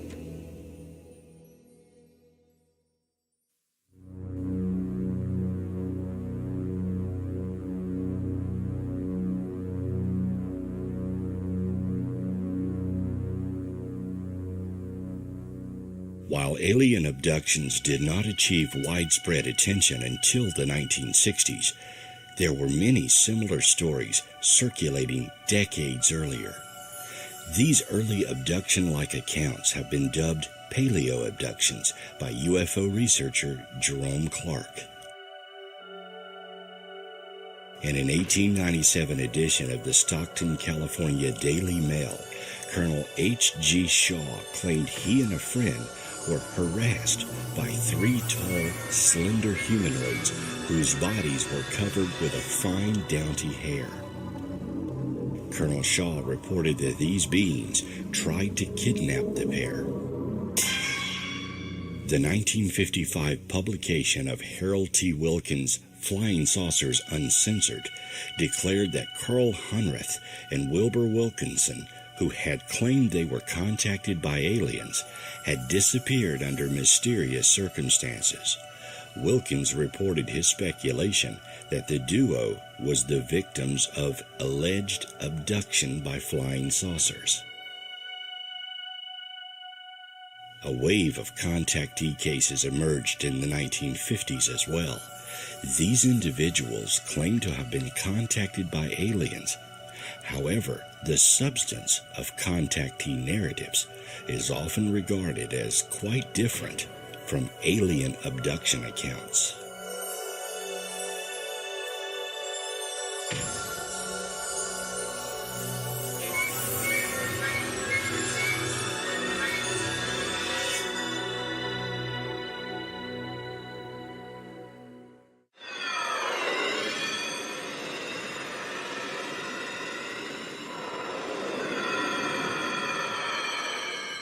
Widespread publicity was generated by the Betty and Barney Hill abduction case of 1961. The Hill incident was probably the prototypical abduction case and was perhaps the first in which the claimant described beings that later became widely known as the Greys, and in which the beings were said to explicitly identify as extraterrestrial origin.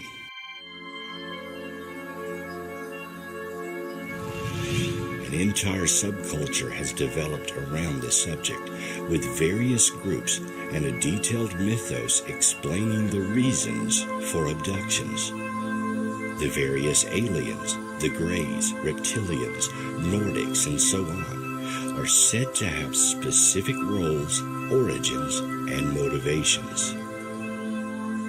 Abduction claimants do not always attempt to explain the phenomenon, but some take independent research interest in it themselves and explain the lack of greater awareness of alien abduction as the result of either extraterrestrial or governmental interest.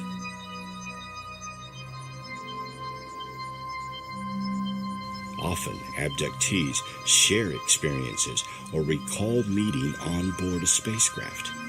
However, most alien abductions occur to individuals with no way to prove what has happened to them.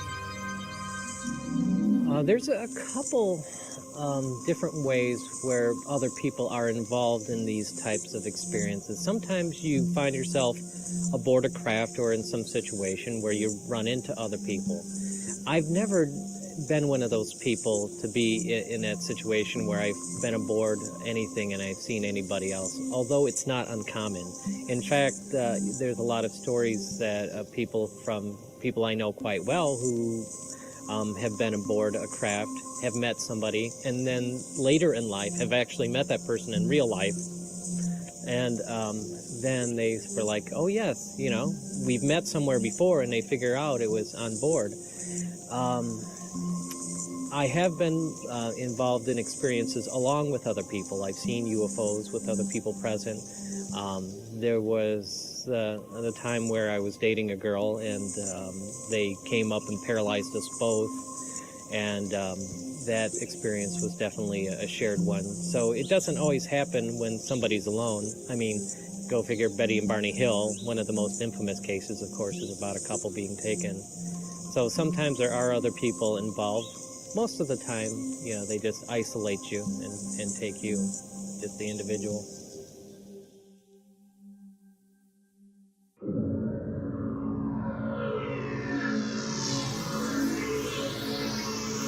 Dr. Ronald Sprinkle, a University of Wyoming psychologist, became interested in the abduction phenomenon in the 1960s.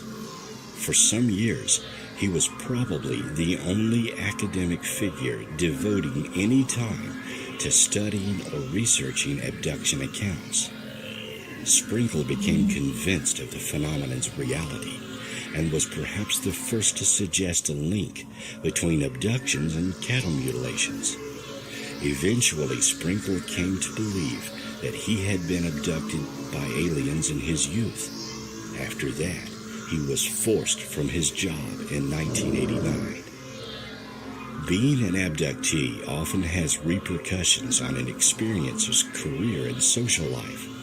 Some have even turned the experiences into ways of expressing themselves and educating others. It has not affected my career or social life. I didn't talk much. I was a die maker, and I didn't talk much about the UFO phenomenon. In fact, after I retired in 2000, I got a show on Comcast Cable TV called We Are Not Alone. And some of the guys saw me and just could not believe that, Dave Twitchell's on TV talking about UFOs. Some percentage of them were into that, and a bigger percentage were not. But I did that TV show for 10 years before I gave it up, and now I've been on WHFR radio for the past 6 years, doing the same show, 1-hour interviews. I've worked several places where when they found out about what had happened to me, I could feel a distance suddenly. I was never really openly ridiculed at work, though I do think that at one of the places I worked at, they let me go when they found out about my experiences. But as time went on, I found myself working at a college, a very open-minded environment, and as I've sort of come out there about my experiences to some degree, they've been very supportive, and it's been a wonderful experience being able to actually talk about that other side of my life that had happened to me all these years. So I feel fairly blessed in that respect. My family has had a number of unusual experiences as well, so they've always been supportive. And socially, my friends from high school have, I've told them, all along what's happened to me, and they're still right behind me. And I've been, again, I would say blessed that I've been fortunate enough to be able to share what's happened to me without too much backlash.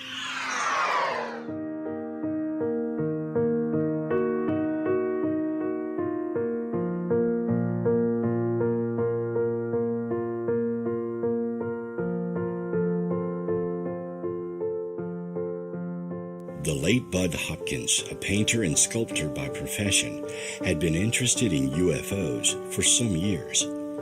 In the 1970s, he became interested in abduction reports and began using hypnosis to extract more details of dimly remembered events.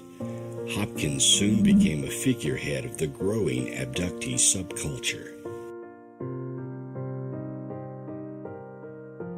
The mid and late 1980s saw the involvement of two esteemed academic figures, Harvard psychiatrist John Mack and historian David M. Jacobs. This decade brought a major degree of mainstream attention to the subject. Works by Bud Hopkins, Whitney Strieber, David M. Jacobs, and John Edward Mack presented alien abduction as a genuine phenomenon. Jacobs and Hopkins argued that alien abduction was far more common than earlier suspected. They estimated that tens of thousands of North Americans had been taken by unexplained beings. Furthermore, Jacobs and Hopkins believed that there was an elaborate scheme underway, that the aliens were attempting to create human-alien hybrids. It seemed a lot of things that were psychological, more mental than physical in some cases. In other cases, yeah, it just seemed like, let's grab his body, do something to it, and dump him back. Very traumatic. I had an awful time trying to sleep at night. It was usually with the light on, TV or radio. Would usually have the dog in the room. I would put stuff in front of the door so that nobody could get in, that kind of a thing. And it continued into my early 20s.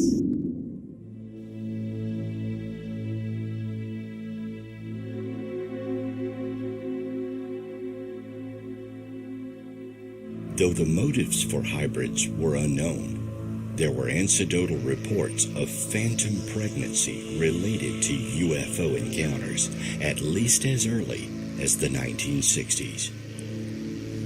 Bud Hopkins, and especially David M. Jacobs, were instrumental in popularizing the idea of widespread systematic interbreeding efforts on the part of the alien intruders. Jacobs presents this scenario as not only plausible, but self-evident. Dr. David Jacobs, author of The Threat, says, the entire abduction event is precisely orchestrated. All of the procedures are predetermined. There is no standing around and deciding what to do next. The beings are task-oriented, and there's no indication whatsoever that they've been able to find of any aspect of their lives outside of performing the abduction procedures. Alien abductions follow a standard scenario. First, the capture. An abductee is rendered incapable of resisting and taken from terrestrial surroundings to an apparent alien spacecraft. Then, the examination. Physiological and psychological procedures, training and testing, or sexual liaisons. Next is the conference. The abductors communicate with the abductee or direct them to interact with specific individuals for some purpose, usually instructed telepathically. In some cases, abductees are then given a tour of the ship. Abductees often rapidly forget the majority of their experience, either as a result of fear, medical intervention, or both. The abductees are returned to Earth, occasionally in a different location from where they were allegedly taken, or with new injuries. But as I sat there, I was just sort of staring at his giant, big black liquid eyes, and I felt a sharp pain on my right arm. And when I looked down, I saw there was a cut across my arm. And then I saw it heal right before my eyes, right when I was looking at it. I don't know what caused the cut. I didn't actually see a scalpel or a laser or any type of device cutting it. I just saw, felt the pain, and I saw the cut, and then I looked and I saw it heal up into a scar. And I looked back at the being, and suddenly his black eyes turned a bright, backlit blue, very bright blue, like he had these lights almost right from his head. And it was very bizarre, but at the same time, it was beautiful. His eyes were such a wonderful, deep, lustrous, cerulean blue, and it was very tranquilizing. It was very calming. It was peaceful. It was wonderful. And I just lost myself in these eyes. And then I woke up in bed the next day, and I had the scar there, and I still have the scar. In fact, later that same day, the story wasn't over yet. I was playing in the backyard with a friend of mine, 6-year-old from a few doors down, and this mist rolled into the backyard, and there was a little gray guy in it, and he just came to check up on me, make sure I was fine, and it only took a second for him to figure out I was, and then the mist, then the little gray guy just continued on through the backyard of the next door neighbors and kept going. My friend didn't even seem aware that there was anything in the mist. We definitely both saw the mist, but only I saw the little guy. And then, that was probably about the end of that one, but I still have the scar. Many experiencers describe unusual feelings after an abduction. They may have a profound sense of love, a high similar to those induced by certain drugs, or a mystical experience accompanied by a feeling of oneness with God, the universe, or their abductors. Whether this is the result of a metaphysical change, Stockholm Syndrome, or prior medical tampering remains a mystery. The abductee must then cope with the psychological, physical, and social effects of the experience.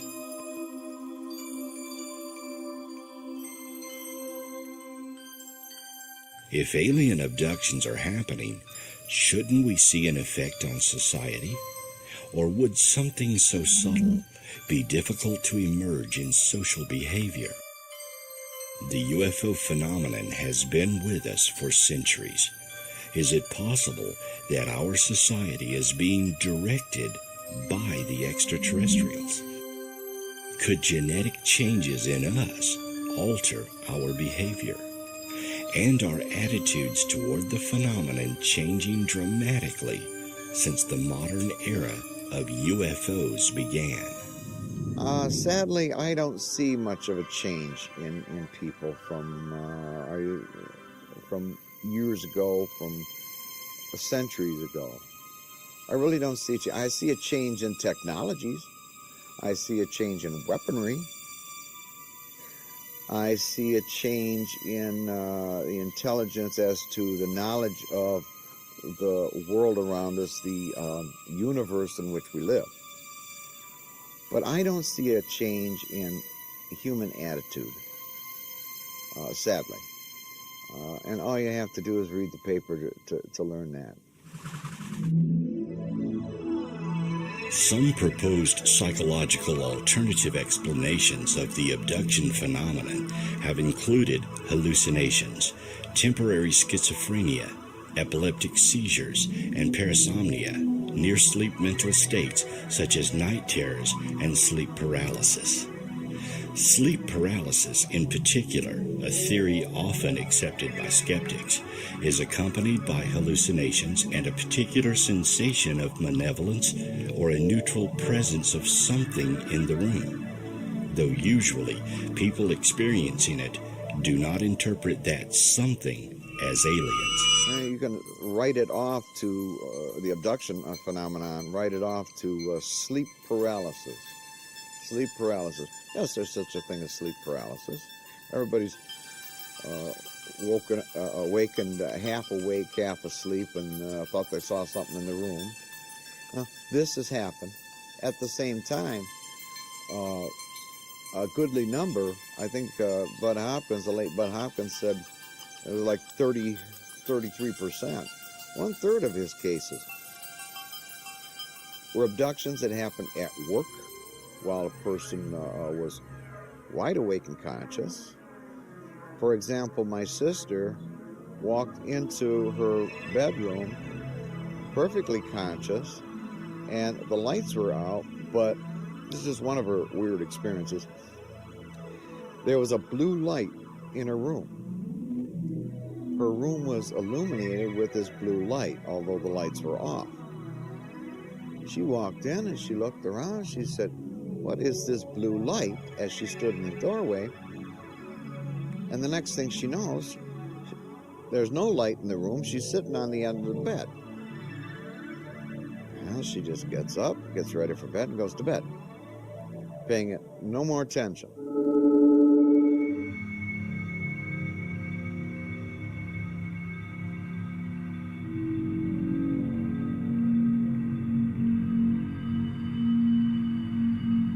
Proving alien abductions is difficult without obvious physical evidence.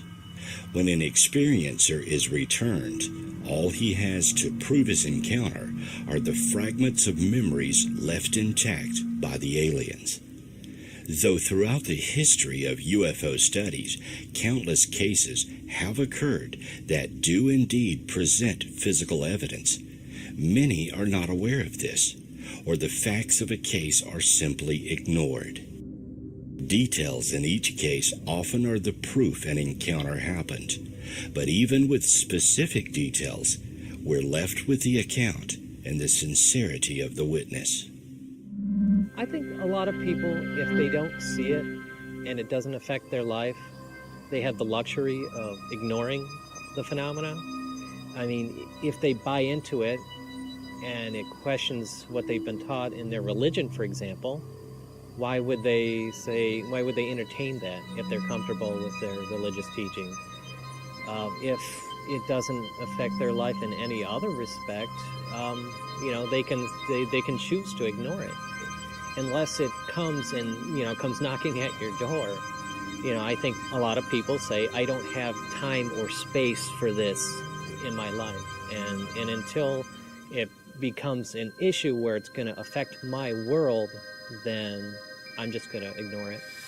If the evidence that has presented itself, both circumstantial and direct evidence, is not enough to sway people's opinion, then nothing's going to prove their existence except maybe, and I say maybe, them landing on the White House lawn, which almost happened a couple times. The earliest is 52, I believe, 54. I think it's 1952, when they overflew the White House. That's when Truman said, shoot him down. He's all right with, while he's in Washington and there's a crash out in Roswell, New Mexico. Now that's all right, we'll deal with that. But when they start overflying my house, shoot them down if they don't answer your hail.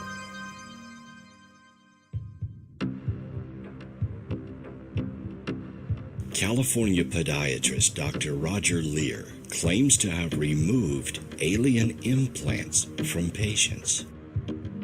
Alien implants is a term used in ufology to describe a physical object placed in someone's body after they have been abducted by aliens. Claimed abilities of the implants range from telepresence, mind control, and biotelemetry, the way we tag wild animals for study. As with UFO subjects in general, the idea of alien implants has seen very little attention from mainstream scientists. We found in several cases that they put out an electromagnetic field measurable on a Gauss meter of about 6 milligauss. And if anybody's into electronics or radio, you'll know that's a pretty strong magnetic field. When they're taken out of the body, they don't do anything. Also on an instrument called a trimeter, we get a mid-range reading on a combined scale, electrical scale, and magnetic scale. And that's also a pretty strong reading. We have an electrical engineer that we use, and he has designed a special probe that's connected with an oscilloscope so we can read the wave and see what it looks like. And he says there's a good indication that there's something going in and there's something coming out. So obviously these objects are in communication with somebody at some distance.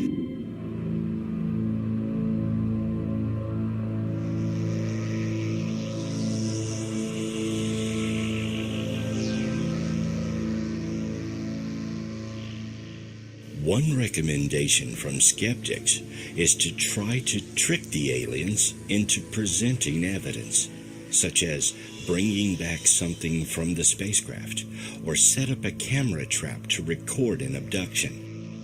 This has been tried, and in each case, the cameras simply failed, and the experiencers are so closely watched and controlled during an abduction, taking something is impossible. I've never done anything like set up a camera or any sort of recording device to try to track my experiences, since they happen so infrequently. It would be a very disciplined effort to try to set up a camera for something that maybe happens only even at the peak of when I was having these experiences every few months, which is still a lot. In the past decade or so, I really haven't had the same types of experiences that I had prior to this to try to do it now. But yeah, it happened so infrequently that I was never really able to set anything up that I thought would catch anything. I find that the best cases are cases where people are coming forward after 20, 30, and 40 years. Finally coming forward with these cases where they had lived at the time in Michigan and saw this, had a very close encounter, like myself, like my family, with a UFO. Not just a light in the sky, but a close encounter where it's a couple hundred feet away and you can see it's perfectly silent. It has no visible sign of propulsion, has no wings, has no rotors, makes no sound. What is it? And then it hovers, shoots off. What do we have that would cancel out the inertia to where the pilot would not be a grease spot on the wall when it takes off, you see? So yeah, I've heard of a lot of cases with Michigan MUFON. Some of them have good evidence, but personally, all I can say is my sighting. Now, I can't convince you, I can't convince your viewers that my family actually saw this thing. But what would be my motivation? I've written 3 books. Is it to sell books? Trust me, you don't get rich selling books on UFOs.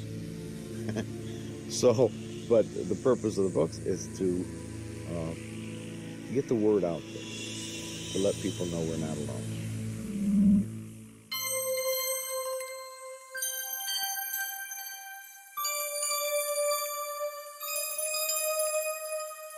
If the presence of extraterrestrials on Earth is made known, or the aliens themselves reveal their interaction with people of Earth, what would be the reaction of the general populace?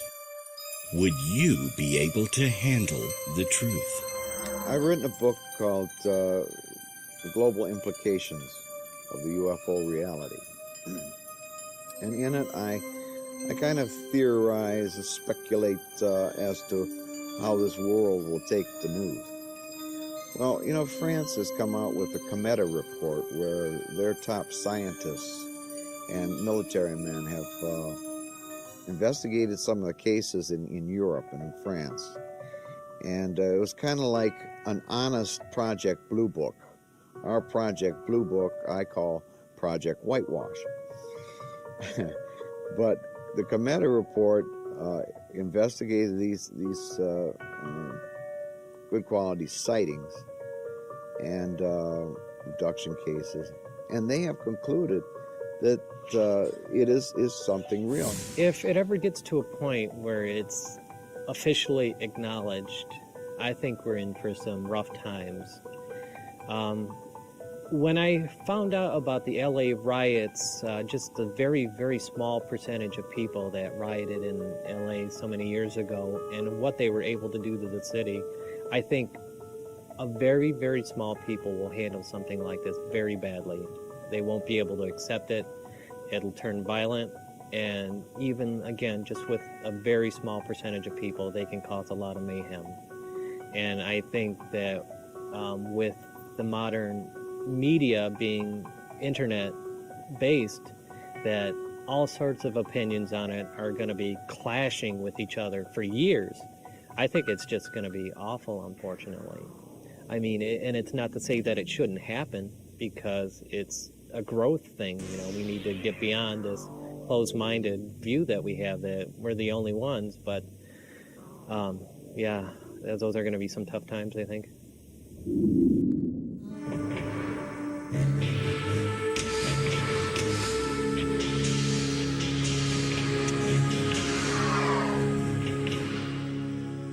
A precise number of alleged abductees is uncertain. One of the earliest studies of abductions found 1,700 claimants, while other surveys argued that 5 to 6% of the general population might have been abducted. If true, that would be a huge number of people being taken. Best evidence I have found is my own sighting. Seeing is believing. Most researchers have a lot better cases than I have. The Betty and Barney Hill case, the Peter Robbins doing the Rendlesham Forest case. In Michigan, I'm from Michigan, of course, and I'm with Michigan MUFON. We get a lot of I saw a light in the sky cases. These light in the sky cases are something else, because these people are convinced that they're seeing something anomalous when it's just a light in the sky. I think that the best evidence, and I do get asked occasionally, you know, what's the best evidence for the reality of extraterrestrial, if that's where they're from, visitation. And I just think it's the raw number of people that have had these types of experiences. There are those who are open about it, but that's a minority for certain. A lot of people that I speak to will come up to me and say, I've never told anybody this before, and there are a lot of people that deny having these types of experiences when they know themselves that they've had them. So, and it continues. It doesn't stop. It doesn't let up. And, you know, generations in the past and generations to come, it seems, unless some major change happens, are going to continue on this same course of having these types of experiences regularly. And whether people choose to acknowledge it or ignore it, it doesn't matter to the phenomena. The phenomena will just continue. You can't make it go away. It's not a fad or anything like that. We may never know the full agenda of the beings responsible for alien abductions. Further research is needed. However, with each new case, we gain more knowledge of the alien agenda, and we become better prepared for the day when we will have full disclosure.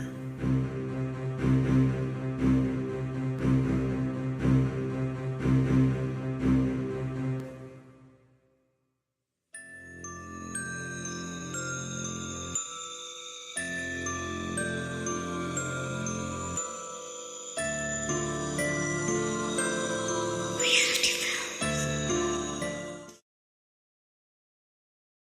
Other banks go out of their way to make redeeming credit card rewards needlessly complicated. But Discover isn't like that. With Discover, you can redeem your rewards for cash in any amount, at any time. Learn more at discover.com/redeem rewards. Terms apply.